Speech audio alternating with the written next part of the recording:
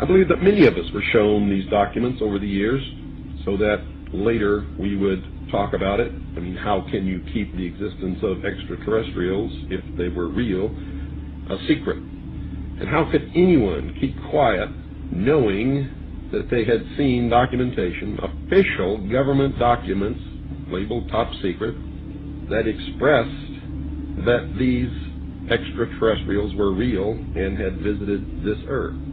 I wanted to know just how true all of this was, and I began a program of research to find out if extraterrestrials were real.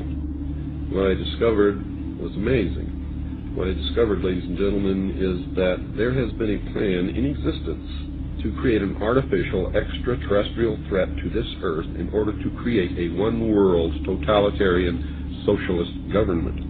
All the bombardment of the public with movies about flying saucers in the 50s, right after the United Nations Treaty was signed and the UN Participation Act was pushed through Congress, and all of the incidents since that have convinced the majority of the American people that flying saucers are real and extraterrestrials exist, and that flying saucers are from an extraterrestrial origin. This is being promulgated in many ways, by television commercials, in the movies, in the newspapers, by creating incidents either real or imagined.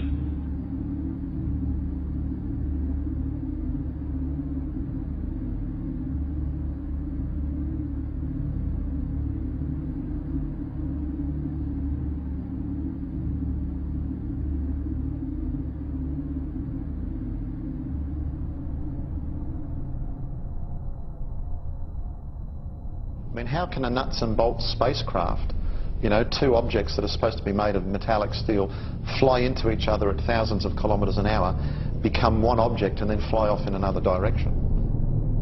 He says the UFOs do not seem to exist as tangible manufactured objects. They do not conform to the natural laws of our environment. They seem to be nothing more than transmogrifications tailoring themselves to our abilities to understand.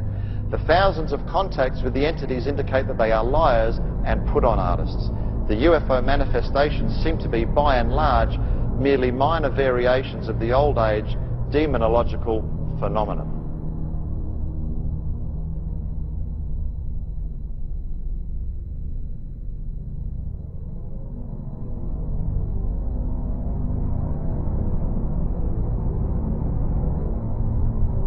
And again, the researchers will show you that the messages being received are deceptive in nature.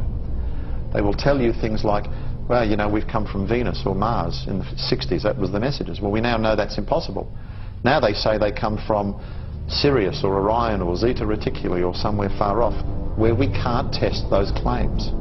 And that's the problem.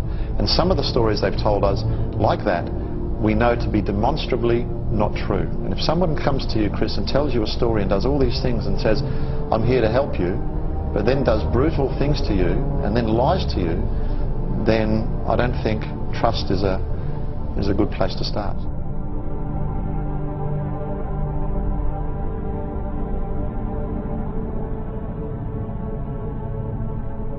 There is no evidence, I wish to emphasize, that these life forms from elsewhere are hostile towards us.